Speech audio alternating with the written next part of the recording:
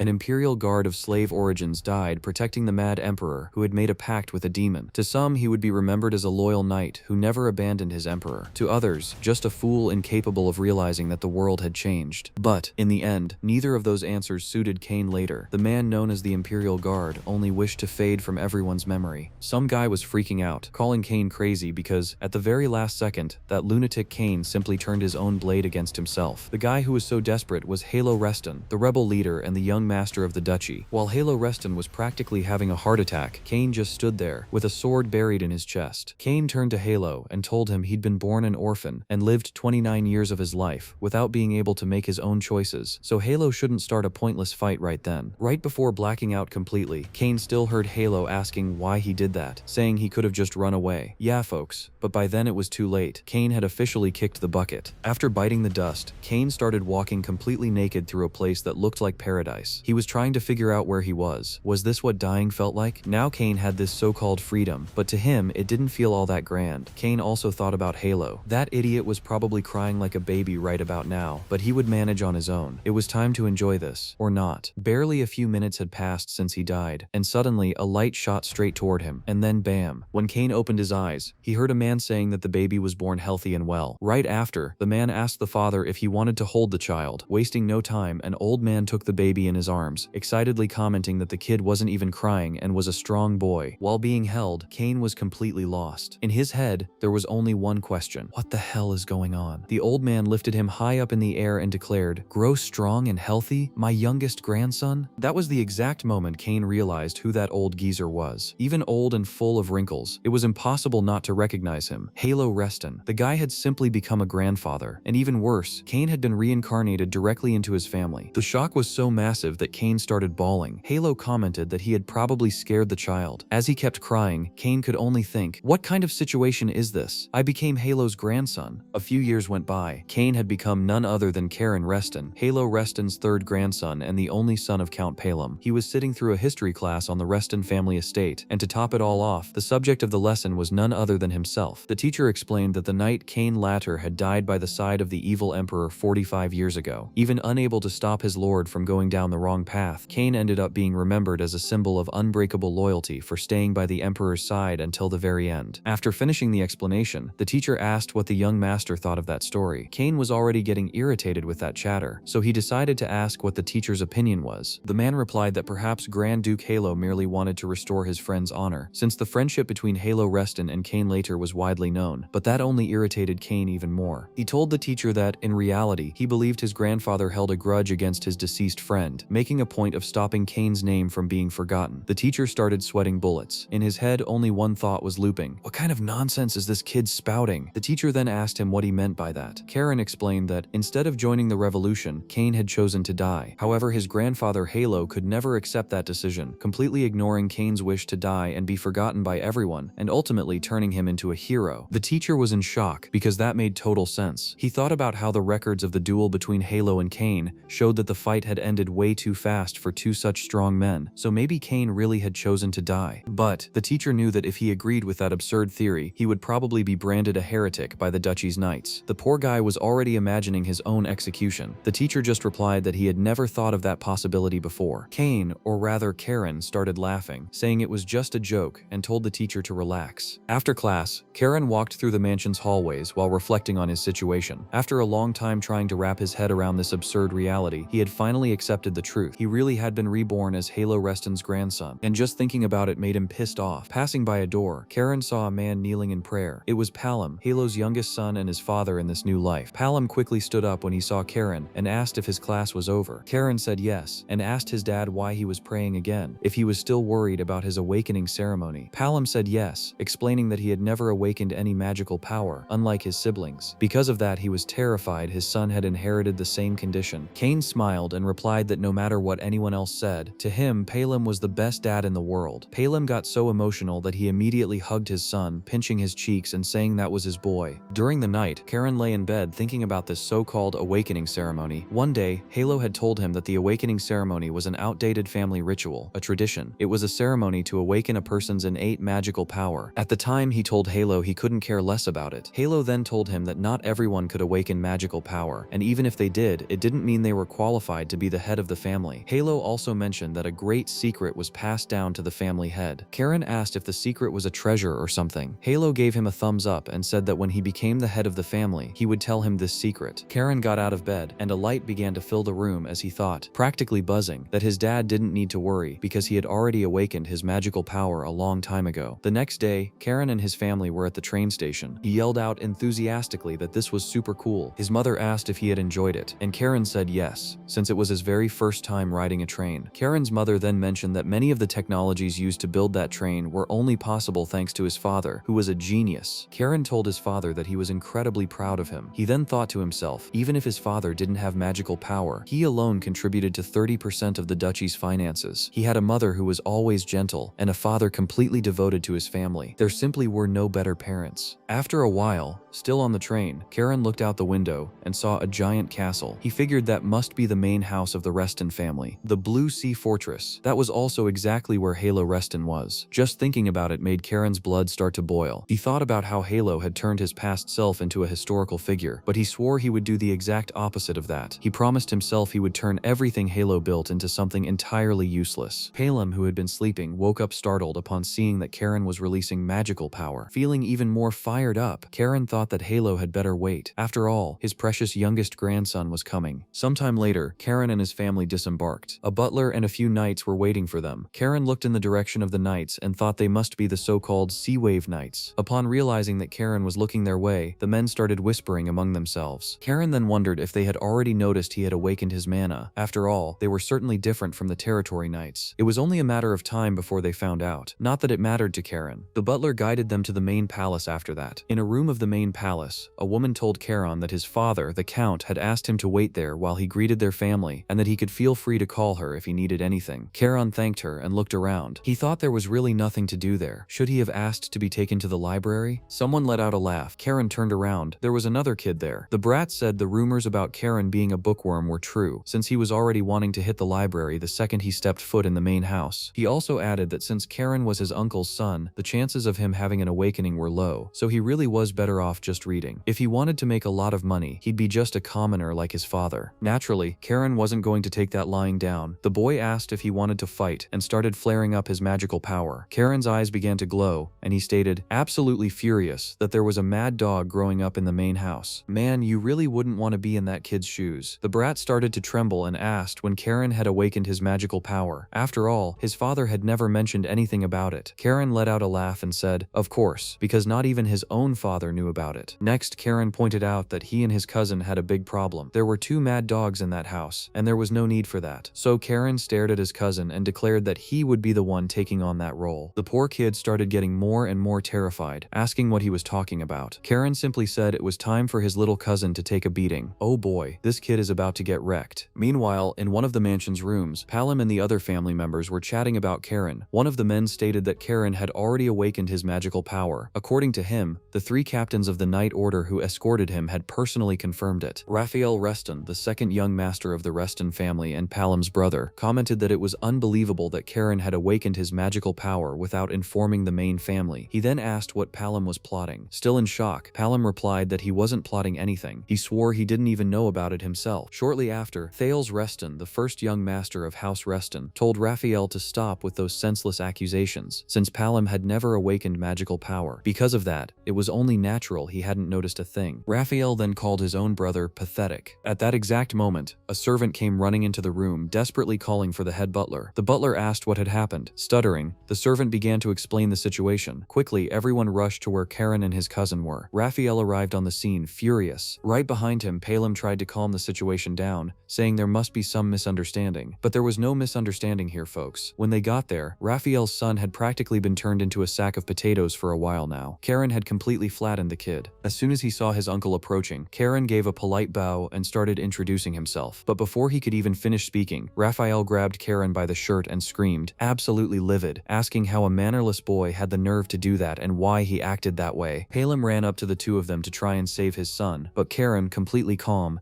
explained that all of this happened because his cousin Leo had insulted his father. He then asked his uncle with a brutal glare if he would just stand by if someone insulted his own father. Raphael yelled at Karen again, and Palem desperately begged his brother to stop. Raphael told Palem to shut his mouth and said things had reached that point because of him, for failing to raise his son properly. Just then, the head butler entered the room and asked everyone to stop immediately. He announced that the head of the family had decided to judge the situation personally. Palem pulled Karen from Raphael's grip, telling him to let go of his son right now. Right after, Palem asked if Karen was okay. Karen answered that he was fine. The butler then asked everyone to head to the main hall. While walking through the hallways, Karen thought to himself that it had been a very long time since he last saw Yahello. Already in the main hall, Yahello stared at Karen and asked what his reason was for causing all that commotion on his very first day arriving at the Blue Sea Fortress. Palem tried to explain the situation, but Yahello cut him off, stating that he hadn't asked him a thing and that he wanted to hear the answer directly from Karen. Following that, Yahello said he knew Karen wasn't stupid enough to cause trouble without thinking about the consequences. For that reason, he believed there had to be an underlying motive behind it and told him to spit it all out. Karen was genuinely surprised. He wondered if Yahello actually intended to hear his side of the story before punishing him. Acting so generously didn't suit him at all. Karen explained that he had done it because his cousin Leo had insulted his father. Raphael tried to defend his son and yelled, demanding that Karen tell the truth right now. Yahello slammed the table hard and told Raphael to keep quiet. How dare he raise his voice like that in front of him? Real quick, Raphael acted just like his son, kept his mouth shut, and apologized to his father. Yahello then asked the butler to call Leo to confirm the whole story, and asked if the boy's treatment was already finished. The butler answered yes, and said he would bring Leo immediately. While the butler was leaving the room, Yahello turned to Karen and said there was still one more thing he wanted to ask. Before Yahello could even get the question out, Karen said that if the subject was his magical power, he had awakened it 3 years ago. Right then and there, Palem and his brothers were completely shocked. What do you mean, 3 years? Yahello asked why Karen had hidden this even from his own father. Karen replied that at first, he didn't even know it was magical power. He only realized it after reading a book. He explained that after discovering the truth, he simply decided to keep it a secret. Karen went on to say that it was fun having secrets, and it had been even funnier because the knights of his father's territory had no idea either. Yahello asked if that was really the only reason. Karen just laughed once more and confirmed that yes, it was. A servant announced Leo's arrival. The boy entered the room in silence. Yahello asked Leo if it was true that he had insulted his uncle. Right away, Leo started sweating bullets. Then, Karen put on the biggest, most innocent face and started apologizing to his grandfather. He said that even though Leo had called his father a vulgar man obsessed with money, incompetent, arrogant, and unworthy of succession, he still shouldn't have hit his cousin, and that he had committed a grave sin. Leo almost had a stroke and tried to say he had never said any of those things. But our protagonist didn't go easy on him and shot that death glare straight at his personal punching bag. Yeah guys, either Leo talked, or this time he would actually die. Yahello asked one more time if it was true. Leo wasn't crazy enough to deny it. Real quick, he confirmed everything. Yahello said he understood the situation. However, since the awakening ceremony was happening the next day, he decided to postpone their punishment until everything was over. After everyone left the room, Yahello started talking with Heinrich, his butler. He asked what Heinrich thought of Palem's son. Heinrich replied that he still wasn't sure about a lot of things, but admitted that Karen seemed to have several traits that would catch Yahello's eye. Yahello agreed, saying that Karen hadn't just awakened his magical power on his own 3 years ago, but he had also managed to hide it up until this moment. It was as if he was criticizing the skill level of Palem's territory knights, basically saying that those incompetent men were the reason Palem was being neglected. Heinrich replied that Yahello was overthinking things, but Yahello disagreed, stating that he actually wished that were the case. However, he believed that Child was different. He then said that if there really was something special about Karen, they would find out the very next day. After all, you couldn't judge everything just based on the fact that he had awakened his magical power. First, they needed to see if Karen could complete the awakening ceremony without any issues, and, if he did, they would see exactly what he'd be capable of obtaining from it. During the dead of night, all the members of the Reston family gathered and walked toward an unknown location. While walking alongside them, Karen observed the elders of the Reston family. Even retired, they all exuded an extremely powerful presence. Thales, Yahello's oldest son, his daughter Leon, Raphael, Yahello's second son, and also Leo, Raphael's second son. For the entire family to cause a commotion like this, it was definitely more important than Karen imagined. Arriving in front of a massive stone, Karen recognized it immediately. It was the Covenant Stone. Yahello then announced that the awakening ceremony would finally begin. Next, he explained to Karen that, upon stepping through the portal opened by the Covenant Stone, he would find a world created specially for him. It was said that this world was different for each person. The ceremony would only end when he obtained a weapon in that place, and used it to destroy the world created by the stone. Karen replied that he understood. Yahello then took an amulet, and activated the Covenant Stone. Immediately, an absurd amount of mana began to spread through the area, and the portal opened. Yahello asked Karan if he was scared, and Palem, clearly worried, asked his son if he was okay. Karan simply placed his hand over his father's and gently replied that he was fine and would be right back. While stepping through the portal, Karan thought to himself that using the weapon obtained in that world to destroy it would be simple. After all, destroying things had always been his job. Watching his grandson disappear into the portal, Yahello yelled for him to overcome his fears. Even having already crossed the portal, Karan still managed to hear those words and was confused. What did he mean, overcome his fears? In the very next instant, he was transported to the place where his old life had ended. Everything around him was destroyed. Corpses of men covered the ground. Karan was left completely bewildered as to why that place was showing him his old memories. It felt like it was trying to make him feel guilty by displaying the bodies of his dead comrades. He kept walking until he found a long staircase leading up to a massive door. As soon as the door opened, a voice echoed through the area, declaring that Karan's world was cruel and desolate. The voice also called him the child of the Blue Wolves and said that the time for the pact had come and that it would finally fulfill the promise made to his ancestor. While climbing the steps, Karan asked if that voice belonged to a demon. The voice replied that the blood running through his veins could not be dominated by a weak demon, and then ordered him to overcome his fears and ascend to the throne because what he desired would be waiting there. Karan entered the room and immediately noticed something about the throne. There seemed to be something there. As he walked forward, Karan thought to himself that this was the very throne the Emperor wanted to protect at all costs. Enough to make a pact with a demon. Karan had never even imagined that he and his comrades would die because of that. It felt exactly as if he were walking over the bodies of all his comrades. As he approached the throne, the voice echoed once again, calling him the child who received the blessing of the frozen northern sea. Even if his soul had lost its way, he had finally arrived. In the name of the Blue Clan, the voice declared it would welcome him. Upon arriving before the throne, the voice said that this would be his weapon. In that exact moment, Karan recognized it. His beloved sword. The sword the Emperor had given him. The demonic ruin sword. Then, the voice ordered Karan to channel mana into it. Karan's eyes widened, and he replied that this was a demonic sword, capable of devouring its user's soul. The voice explained that the evil thoughts dwelling within the blade had already been eradicated by Yahello. What Karan was seeing in that moment was merely a distorted form created by a demon. After that, the voice stated that only he could awaken that sword. Karan hesitated. Was it really okay to touch that sword? What if he ended up reverting to who he was before? Someone who took countless lives just to obey the Emperor's orders. Then he remembered Yahello's words, asking him to overcome his fears. He finally understood the meaning behind them. So that was it. Yahello was being unexpectedly gentle. Walking toward the sword, Karan finally grasped the true purpose of the awakening ceremony. It wasn't just about obtaining a sword, it was about making the heir of the family, the one who awakened the celestial mana, overcome all his fears. When Karan touched the blade, an absurd amount of mana began to release, enveloping his body. Instantly, he realized what was happening. That was the celestial mana. The sword began to take on a new form right before his eyes. Karan gripped it with all the strength he had, but the power radiating from it was way too intense. Then, the voice echoed through the area once again. The voice said it didn't know why the sword had found Karan in that form, but explained that this weapon originally belonged to his progenitor, Rael. The sword Yahello had obtained was also a progenitor's sword, but unlike his grandfather's weapon, this sword was never recorded in the history books. The reason was simple. The power of that sword possessed a nature completely different from the power of the Reston family. A little while later, the intensity of the mana flowing from the sword began to subside. The voice then ordered Karan to hold on tight while the sword's mana was etched into his body. At that exact moment, Karan realized the mana circulation inside him had become far more intense. He was completely blown away to see that the sword's mana produced such an absurd effect. After the process was over, Karan looked at the sword and asked the voice what the true name of that weapon was. The voice replied that this was the sword that had decapitated countless demons and consumed their powers. A weapon so terrifying that even the demons themselves feared it. For this reason, its existence had to be wiped from history. It was a sword born in the depths of the Northern Sea, a dark yet pure place. The sword was called the Execution Sword, Guillotine. The voice continued, saying that weapon resembled the darkness of the deep sea and that it perfectly matched Karan's destiny. After hearing that whole explanation, Karan finally asked who that entity actually was. Given the way it referred to the Blue Clan, Karan concluded that the voice probably belonged to the Blue Dragon, the guardian of the Reston family. The voice replied that Karan still didn't possess enough strength to know its true name. However, it added that if one day he were able to dominate the sea with his own power, he should come find it in the Northern Sea. Observing the sword in his hands, Karan then asked how he could get there. The voice simply replied that Karan already knew the answer. Outside the portal, everyone waited anxiously. Palem was the most restless among them. Noticing his son's worry, Yahello tried to calm him down, saying he understood how painful it must be to watch his own son walk down an unknown path. It wasn't an easy thing to accept. However, he told Palem he needed to pull himself together. That was when Leo suddenly yelled, warning them that the Covenant Stone was starting to crack. Even Yahello was surprised, unable to understand what was happening. In the next instant, the Covenant Stone started shooting bursts of mana in all directions. Shortly after, Charon finally stepped out of the portal. He looked around and commented that he had actually managed to come back. But in that same instant, he realized the problem. The Covenant Stone was destroyed. Palom almost had a heart attack, imagining the consequences of that. Yahello yelled, asking what Karen thought he was doing and why he had broken the stone. But before he could even finish scolding him, Yahello recognized the sword Karen was carrying in his hands. His eyes went wide. That sword, it was the guillotine, the decapitating sword of their ancestor, Rael Reston. Its existence had been completely erased, even from the family's official history. Its legend was passed down exclusively to the head of the family and the elders. So why had that sword appeared before them? Could it be that the day of the pact was finally approaching? Still in shock, Yahello asked if Karen wasn't afraid of that sword. Karen answered no. The answer surprised Yahello, but at the same time it seemed to satisfy him. Yahello recalled an old tale. Long ago, the ancestors of the Reston family had failed to fulfill the pact made with the Blue Dragon to exterminate the demons coming from the end of the world. As proof of that pact, they left behind the Covenant Stone for future generations, hoping that one day someone would rise to finally fulfill that promise. And now, was Karen that chosen one? Yahello then raised his hand before everyone and declared that Karen, son of Palom Reston, was officially a member of the Blue Sea Fortress, a direct descendant chosen by the guillotine and worthy to inherit the sea spirit style. Raphael couldn't hide his own rage and said he never imagined that little brat would end up receiving the sea spirit style. While observing Palom worrying about his son, Thalos remained in silence. He believed he knew every weapon passed down within the Reston family, but he had never heard of that sword, and just looking at it gave him the creeps. Karen was walking down a path that not even Palom had stepped on before. Thalos swore to himself that he would never allow Palom's son to become a variable in the battle for the family succession. Yahello announced that the awakening ceremony was over and ordered everyone to return. As everyone followed behind Yahello, Raphael approached his brother Thalos, still furious, and asked if he really intended to just stand by and watch that happen. Thalos replied that the two of them needed to talk in private, very soon. Raphael agreed and asked if he knew that sword called the guillotine. Thalos denied it. Raphael, growing increasingly irritated, said he just couldn't understand that situation. Out of all the possible people, why did it have to be Palom's son? Without taking his eyes off Palom and Karen, Thalos replied that what really worried him was the fact that, at that very moment, they could do absolutely nothing. Sometime later, at the train station, Karen's family was getting ready to head back home. Palom asked his son if he would really be okay on his own. Karen answered yes. Beside them, the butler Heinrich commented that there was no safer place than the Blue Sea Fortress. Palom knew that was true. The fortress was practically impenetrable against external threats, but the problem that truly worried him were the internal threats. Still, he knew that as long as his father Yahello was present, he highly doubted his brothers would try to do anything reckless to Karen. Heinrich mentioned that the one responsible for teaching Karen would be Sabina Reston. Upon hearing that, Palom immediately felt relieved and commented, enthusiastically, that if it was his aunt, then he could rest easy. Karen, on the other hand, was completely taken aback. Sabina Reston, Yahello's sister, a woman known for possessing power comparable to his own. She was the famous White Wolf. Palom warned his son, saying that his aunt had always taken very good care of him and that Karen needed to be careful not to disrespect her. Right after, Heinrich delivered another message sent by the head of the family. Yahello had ordered them to prepare a place for Palom in the Blue Sea Fortress, allowing him to visit whenever he wanted. That deeply moved Palom. Almost in tears, he thanked Heinrich and said that now he could leave without any worries. Before heading out, Palom asked Charon to take good care of himself and to remember that he could always reach out to him whenever he needed help. Charon replied that he would. After their goodbyes, Karen's parents departed, while he and Heinrich began climbing the massive city staircases. Along the way, Heinrich explained that Sabina was already waiting for him. Karen replied that he couldn't leave his great-aunt waiting. The butler then told Karen he was going to give him an important piece of advice. Sabina hated being called a grandmother. Because of that, it would be best to avoid calling her great-aunt. Karen replied that he would keep that in mind and thanked him for the advice. But inside, he just couldn't understand what the big deal was about calling a granny a granny. After reaching their destination, Heinrich explained that only direct descendants of the family could enter that hidden location inside the Blue Sea Forest. He also mentioned that Sabina was waiting and that Karen had better hurry. He added that Leo was also there. Karen got fired up. After all, he would have the perfect opportunity to make that poor kid's life a living hell. Heinrich stated that the second young master Leo had specifically requested Sabina's presence. As soon as he heard that, Karen took off running as fast as he could. Watching Karen sprint away, Heinrich thought to himself that this place would finally get lively again after such a long time. Approaching the door, Charon immediately noticed the enormous amount of magical power emanating from inside. Even from the outside, that pressure was absolute madness. Then Then, suddenly, Sabina's voice echoed from inside the house, ordering him to stop standing outside and get in already. Karan opened the door and introduced himself as Karan Reston, Palam's son, but the very second he laid eyes on Sabina, he was completely caught off guard. Sabina then turned to him and asked if he was so surprised because she looked nothing like he imagined, adding that it was hard to believe he was her dear Palam's son, saying that time really did fly. Yeah guys, looks like she took a few lessons from Tsunade. Shocked, Karen stared at Sabina in silence. She had reconstructed her own body using magic. That was just too absurd. But if that were the case, it could only mean one thing. Sabina Reston was an 8-star knight. Sabina looked at Karen and asked why he was still standing there. She then ordered him to sit down right away in a cross-legged position, saying he could sit next to Leo. Just seeing Karen approaching made Leo literally tremble. Karen then walked over to his cousin and commented that the two of them would probably be seeing a lot of each other from now on, so they'd better get along. Watching the two of them, Sabina remarked that she never imagined hearing someone like Karen mention the title of White Wolf. Karen replied that he liked history and had seen that title in a book. Sabina let out a small sigh and commented that he really was an interesting child, exactly as Yahello had said. Curious, Karen asked what his grandfather had said about him. Sabina replied that Yahello merely stated Karen was a child she would likely grow quite fond of, and now that she finally met him in person, she could perfectly understand why. However, that wasn't exactly everything Yahello had said. In truth, Sabina clearly remembered her brother's words. Yahello had said that Karen was a child destined to navigate the vast ocean. Because of that, Sabina was to help him so that one day he could rule the seas. According to Yahello, she needed to become Karen's guiding light. As she observed Karen, Sabina grew thoughtful. A guiding light, she had only known him for a few minutes, but she could already sense the monstrous potential that child carried. Karen's potential seemed infinitely vast